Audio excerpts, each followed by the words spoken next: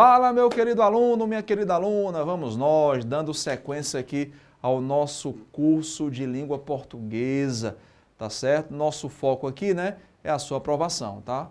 E a gente trabalha em exercícios, projeto Tiro Certo aqui do Lema Concursos, para ajudar você a chegar lá. Então vamos juntos, banca FGV, para você gabaritar a prova de língua portuguesa, tá? Com o Lema Concursos, professor Vônei Ribeiro, você vai chegar lá.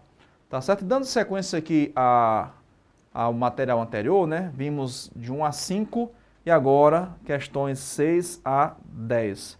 Tá? O nosso sexto bloco de exercícios, né? Cada bloco aí com aproximadamente meia hora. Então vamos lá. Né? Observe que o princípio que rege essa questão a gente já viu em outra questão. Por isso que é bom a gente trabalhar questões da banca, né? Para a gente entender o perfil da banca, saber como a banca trabalha, tá certo? Então vamos lá, vamos ler a questão, tá? Ler, entender e depois ler todos os itens, não ter pressa, porque se você achar que a resposta é a letra A, mesmo assim leia B, C, D e E para você marcar o gabarito com muita convicção. Vamos lá, questão 6, dando sequência aí. Sou tudo o que fui, o que sou e o que serei. Assinale a opção em que todas as formas verbais que correspondem respectivamente as sublinhadas no fragmento acima estão corretas. Então, às vezes, a questão pede um incorreto, né, o indevido, né, tá certo? Aqui, todas as formas corretas que mantenham aí essa mesma relação, ok? Então, vamos lá. Nós temos aqui fui, né? Fui é o quê? Vamos fazer a anotação aqui do lado, ó. Fui é a primeira pessoa do singular do pretérito perfeito, tá? Sou, primeira pessoa. Então, só aqui para a gente entender bem a questão, tá? A gente saber qual é o princípio que rege a questão, qual é o raciocínio que eu devo ter em cada questão. Sou, primeira pessoa do singular do eu sou, tu és, ele é. Presente do indicativo. Sou, tá? E serei, primeira pessoa do singular do futuro. Aí tem dois futuros. Qual é o futuro aqui? Futuro do presente ou do pretérito? Futuro do presente. Então, futuro do presente. Certo? Serei. Aqui é o verbo ser em 3 tempos. Tá? Aqui é o mesmo verbo. O verbo ser é um verbo que tem várias flexões, né? Isso sofre até uma anomalia, não é à toa que ele é chamado de verbo anômalo, né? Devido às irregularidades que ele tem. Então nós temos aqui o pretérito perfeito, fui, presente do indicativo, sou, futuro do presente, serei. Tudo na primeira pessoa do singular.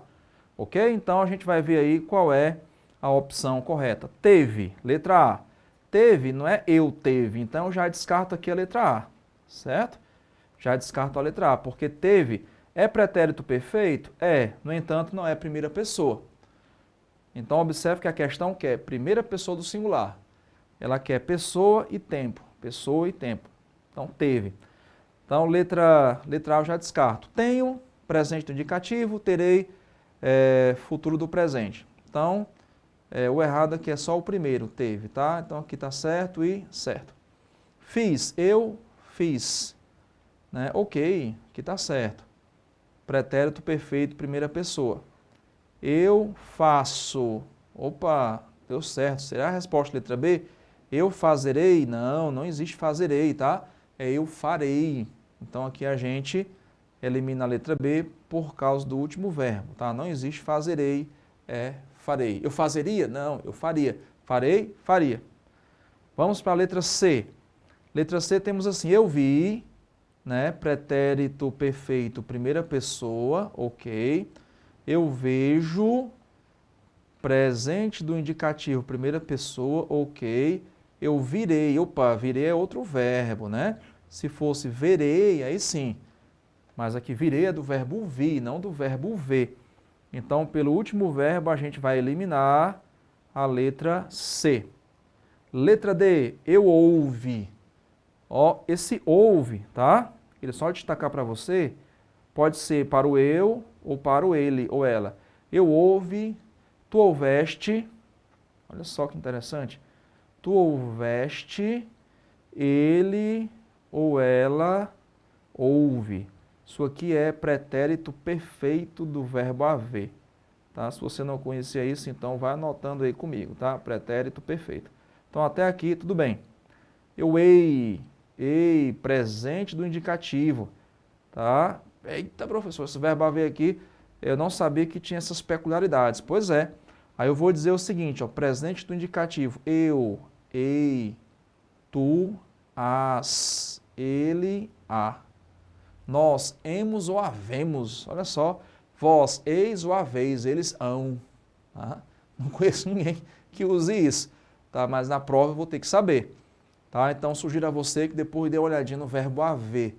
Tá? A gente sabe muita coisa sobre o verbo haver, mais no aspecto assim da concordância do que no aspecto morfológico. Tá? Então, ó, eu, ei, tu, as, ele, a. Nós, né? Nós, emos ou havemos. Tá?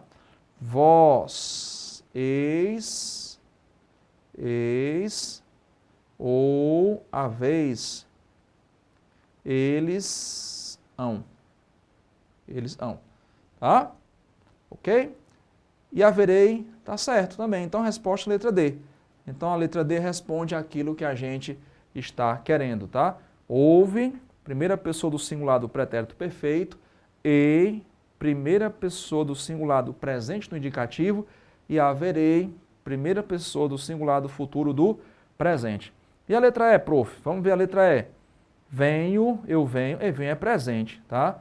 E aqui deveria ser o quê? Deveria ser pretérito perfeito. Eu vim, vim é pretérito perfeito, tá? Deveria ser presente. E verei, tá errado, é virei, tá? Virei, porque verei é do verbo ver, tá certo? Então, não é a primeira vez que eu trago essa questão, em blocos anteriores já vimos algo parecido. Então, pega cada verbo que está grifado para analisar e analisa a pessoa, tá? E o tempo verbal, para você analisar cada caso e chegar conscientemente à resposta, ok? Questão 6, letra D de dado. Questão 7, o tempo passa e o homem não percebe isso, tá? O tempo passa e o homem não percebe isso, tá? O pronome isso se refere, tá? O pronome isso se refere. Olha só, o pronome isso se refere. Pronome isso. Lembra do isso?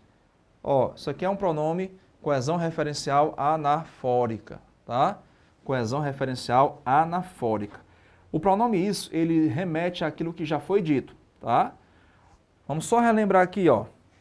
Pronomes de primeira pessoa, tá? Primeira pessoa.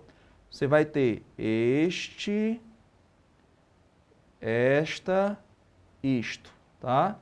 Eles são catafóricos. Catafóricos quer dizer o quê? Que eles se referem àquilo que ainda vai ser dito. Tá? Pronomes de segunda pessoa, tá? Obviamente alguns têm plural, né? Estes, estas, tá?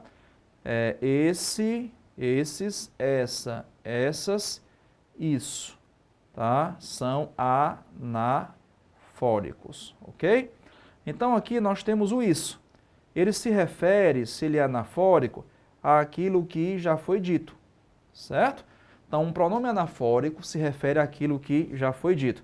E o fato de se referir, eu já entendo que ele vai ser ou aquilo que já foi dito ou aquilo que ainda vai ser dito. Tá? Deixa eu dar só um exemplozinho aqui para você, tá? Para a gente entender bem isso. Quando eu digo assim, ó, muita gente diz isto, dois pontos. Juventude é rebeldia, vírgula. Porém, isso não é verdade. Porém, isso não é verdade. Eu usei aqui dois pronomes demonstrativos. O primeiro é isto, pronome de primeira pessoa. O segundo é isso. Por que eu usei isto? Porque o isto é catafórico, ele se refere ao que vem depois. Aqui é uma questão de coesão, tá? Questão de coesão. Lá no seu edital tem coesão, né? Coesão pode ser trabalhada de diversas formas. Uma delas é por meio dos pronomes demonstrativos. E o isso se refere àquilo que já foi dito, tá? Então aqui nós temos um termo catafórico e aqui nós temos um termo anafórico, tá certo? Então, o pronome isso se refere. Então, se refere àquilo que já foi dito, tá? Claro, aqui nós temos só uma frase, mas é muito importante que você vá ao texto, porque o contexto da frase é o parágrafo, tá certo? Então, é importante você considerar essa frase dentro do parágrafo dela, tá? Quando se trata de coesão referencial, um termo remete, retoma, antecipa, tá? Eu sugiro que você considere a frase dentro do parágrafo, fica mais fácil de você chegar à resposta. Só por isso aqui é suficiente? É, mas se você não tem muita maturidade nessas relações referenciais que se estabelecem no texto, sugiro a você que considere a frase dentro do contexto do parágrafo, tá bom? Mas vamos lá, questão 7. O tempo passa e o homem não percebe isso, tá? O pronome isso se refere, letra A, ao homem não perceber o tempo passar. Letra B, ao passar do tempo, o tempo e o homem passarem, a não percepção do homem, a passagem do homem pela vida. Então, o tempo passa, né? O tempo passa. Ok? Temos aqui a primeira oração. Segunda oração, o homem não percebe isso. Isso o quê? Que o tempo passa. Tá? Então, esse isso anafórico tem como referente a primeira oração. O tempo passa. No contexto, a gente iria perceber que o homem não percebe isso e acaba, às vezes, sendo negligente com o presente. Tem até um texto então, a resposta letra B, do Mário de Andrade, chamado Valioso Tempo dos Maduros, em que ele trata justamente disso. Ele vai mostrar que hoje ele tinha mais passado do que presente. Então ele se sente como aquela criança que tinha uma bandeja de cerejas, começou a comer displicente e quando percebeu que estava nas últimas, começou a roer o caroço. E aí ele vai mostrar a importância de valorizar o tempo, Mas isso é algo mais percebido quando se chega à maturidade, Maturidade que vem de madura idade, Então, o tempo passa e o homem não percebe isso. Isso o quê? O passar do tempo. Então, esse pronome isso se refere ao passar do tempo. Ok? Questãozinha fácil,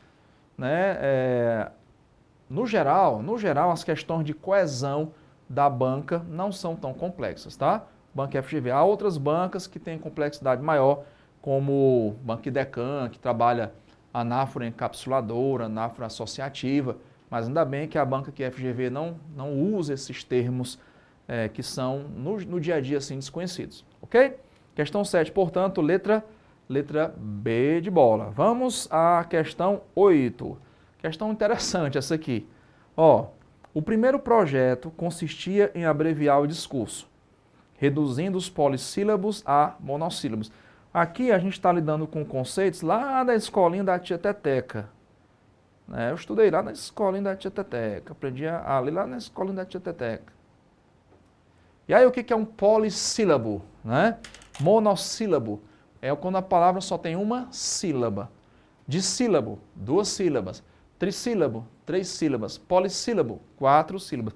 Por incrível que pareça, essa questão aqui teve um índice de erro muito grande. Por quê? Porque os alunos não sabiam esses conceitos lá da escolinha da tia Teteca. Tá? Professor, me dá um exemplo de uma palavra monossílaba. Palavra mão. Palavra de sílaba, casa. Trissílaba, pândego. Polissílaba, quadrúpede. Ok? Polissílaba tem várias sílabas. Paralelepípedo. Ok? Então vamos lá, vamos ler de novo a questão. O primeiro projeto consistia em abreviar o discurso, reduzindo os polissílabos a monossílabos, deixando de lado os verbos e particípios. Aí a questão está pedindo o seguinte, é um exemplo desse primeiro projeto o uso de. Então, muita gente eu acho que errou, talvez nem tanto por não saber o que é polissílabo e monossílabo, mas por não entender a questão mesmo, o próprio enunciado da questão. Então vamos lá, é um exemplo desse primeiro projeto. Que projeto? reduzir polissílabos a monossílabos.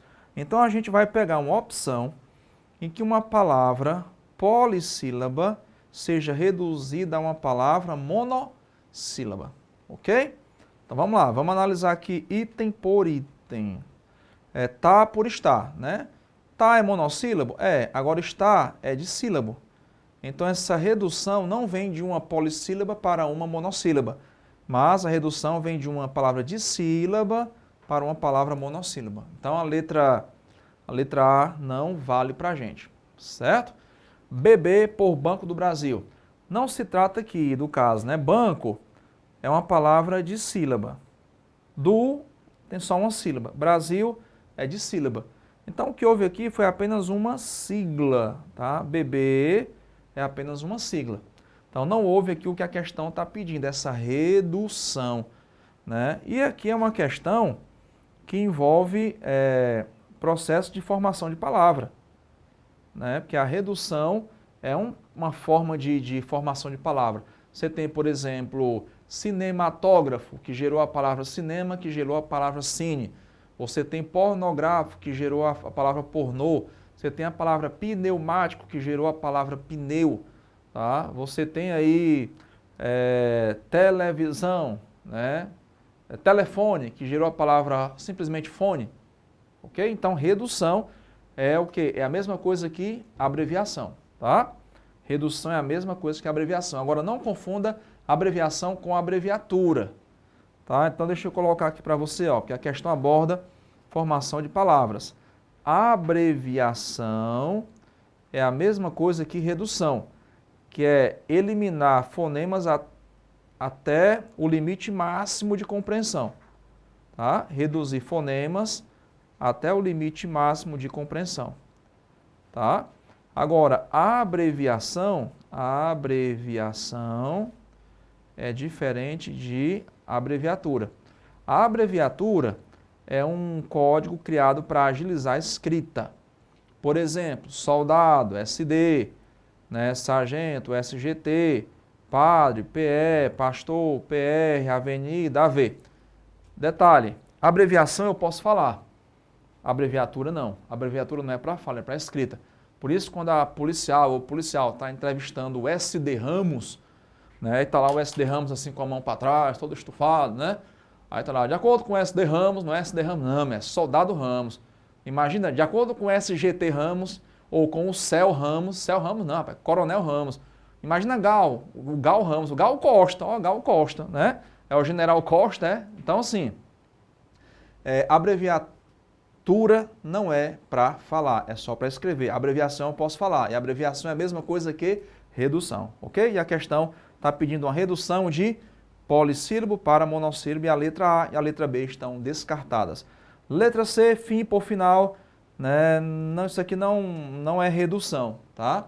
Eu posso ter fim e final, as duas palavras existem e querem dizer coisa totalmente diferente, tá? Final se opõe a inicial, fim se opõe a começo. Fim de semana ou final de semana? Começo da semana, então fim de semana, tá? Etapa inicial, etapa final. Então, uma palavra não é a redução da outra, né? São palavras que, digamos, são sinônimas ou quase sinônimas. Então, a letra C eu também vou descartar. Bike por bicicleta, né? Bike aqui a gente tem um estrangeirismo, tá? Estrangeirismo, bicicleta, palavra em língua portuguesa, né? Vamos andar de bicicleta em inglês, let's ride a bike, né? É só um estrangeirismo. Então, não se trata de uma redução. E ainda que fosse uma redução, bike, né? Bike são duas sílabas, é uma palavra de sílaba. E a questão está pedindo uma redução de uma polissílaba para uma monossílaba, tá? E isso a gente vai encontrar aqui, na letra E, ok? Tom por tonalidade, né? Tonalidade, nós temos tonalidade, várias sílabas. Prof, a partir de quantas sílabas a gente pode considerar uma palavra polissílaba? A partir de 4, tá? Tonalidade. Nós temos aqui quantas sílabas? 5. E o que é uma sílaba, prof? Sílaba é uma emissão de som. Cada emissão de som é uma sílaba. Tonalidade. Tá certo? Então, resposta letra E. Tonalidade é uma palavra polissílaba que a gente foi reduzindo para tom. Essa redução ou abreviação se dá até o limite máximo de compreensão. Para que falar pneumático se eu posso falar pneu? Para que falar motocicleta se eu posso falar moto? Raramente alguém diz, quando eu passar no concurso eu vou comprar uma motocicleta. Até parece que é outro veículo. Ok? Questão 8, portanto, letra E.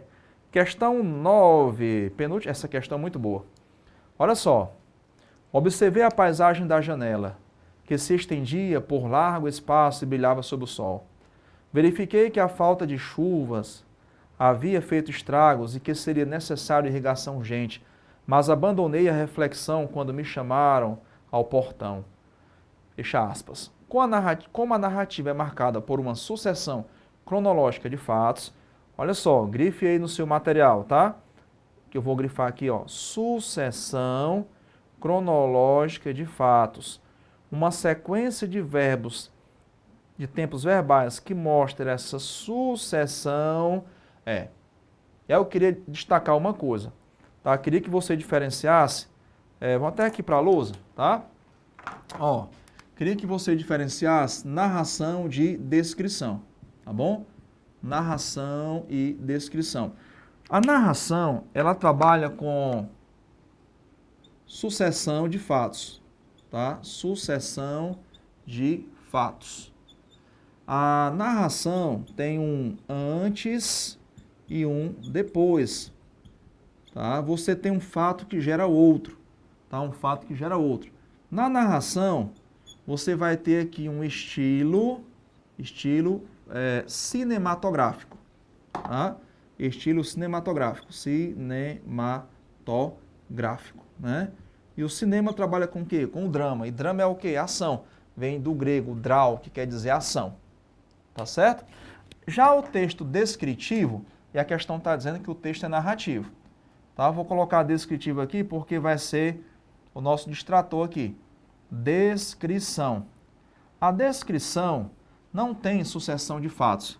Tá? A descrição tem simultaneidade. Aqui você vai ter, ó, relações de simultaneidade. Relações de simultaneidade. Tá? Aqui não existe antes e depois. Tá? Não há antes e depois. Aqui tudo acontece ao mesmo tempo. Aqui você tem um estilo fotográfico, tá? Fotográfico, certo? Vamos imaginar o seguinte, você vai ter que dizer para alguém o que está numa foto, tá? Você tem ali uma foto no Instagram, por exemplo. Então você vai dizer para alguém o que está numa foto, tá? Então, tudo que está na foto não se sucede, não tem antes e depois, tudo é ao mesmo tempo. A foto, tudo que está na foto foi captado, né, em um clique. Então, nós temos estilo fotográfico, tá? Aqui não há relação de anterioridade e posterioridade. Ok. Então, se a questão está pedindo a opção em que os verbos apresentam essa sucessão cronológica de fatos, primeira análise que você vai fazer, todos os verbos no pretérito perfeito. Quando você tem verbos no pretérito perfeito, você tem verbos que representam essa sucessão cronológica de fatos. E a resposta vai ser a letra E. Tá? Se a questão está pedindo sucessão cronológica de fatos, eu vou procurar verbos no pretérito perfeito. Tá? Professor, e por que não pode ser a letra A? Ó, a letra A tem observei, pretérito perfeito. Estendia e brilhava, pretérito imperfeito. Quando você tem uma frase, tá? Com verbos no pretérito perfeito e no pretérito imperfeito, aqui você vai ter, sabe o quê? Você vai ter simultaneidade. Simultaneidade. Ou seja, quando você tem verbos, você vai ter três situações. Primeiro, relação de anterioridade, uma ação é anterior à outra. Segunda situação, relação de posterioridade, uma ação é posterior à outra. Ou situação de simultaneidade, uma ação é simultânea à outra, acontece ao mesmo tempo. Tá? Então, quando eu tenho pretérito perfeito e imperfeito, não existe anterioridade ou posterioridade, mas simultaneidade. E simultaneidade não responde à questão. Então eu digo assim, ó, quando eu cheguei os alunos estavam me esperando. Isso é simultaneidade. Tá? Ó, estendia, brilhava, havia feito. Tá? Também não responde, ó, estendia, pretérito imperfeito, pretérito imperfeito. Verifiquei, havia feito. Havia feito é fizera. Ó, havia feito é mais que perfeito.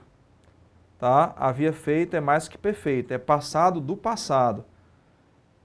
Então aqui nós não temos essa sucessão cronológica, tá? Quando eu tenho pretérito perfeito e mais que perfeito.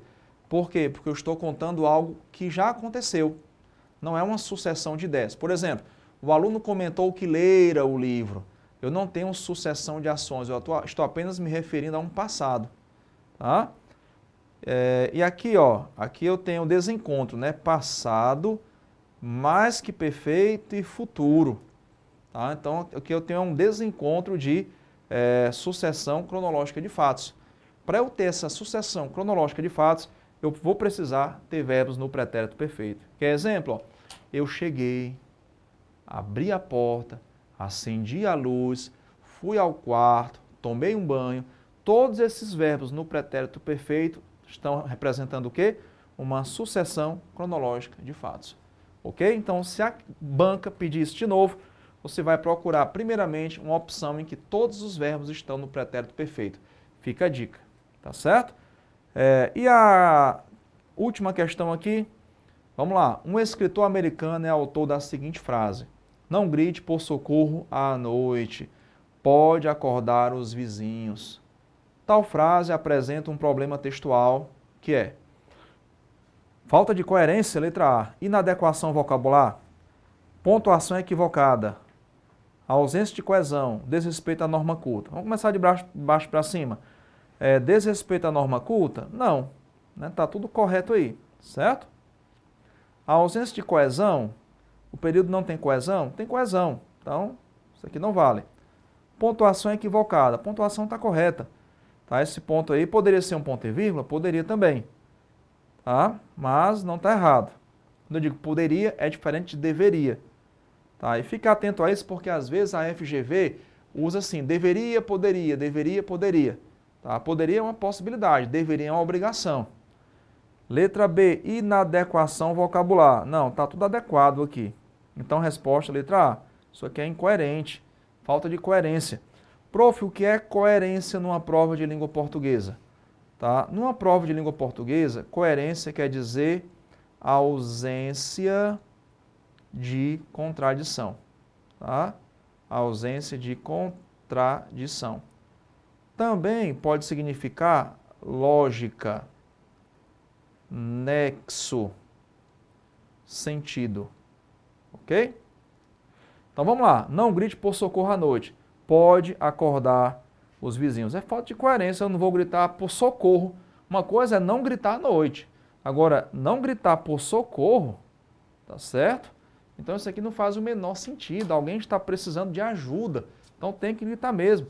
E às vezes o perigo que a pessoa está ocorrendo, está passando ali, né, que está ali ocorrendo, pode ser um perigo que pode atingir os vizinhos também. Um incêndio, por exemplo, casa pegando fogo, né, pode passar para outro, enfim. Então o problema aqui é falta de coerência, falta de lógica, falta de nexo, falta de sentido. Se a pessoa precisa de socorro, ela tem que gritar, né, porque não faria o menor sentido ficar calado numa situação dessa, ok? Com isso, a gente finaliza este bloco. Agradeço a sua atenção e fico na torcida aqui para que você esteja cada vez mais crescendo aqui no estudo da língua portuguesa. Valeu? Até o nosso próximo bloco. Aguardo você.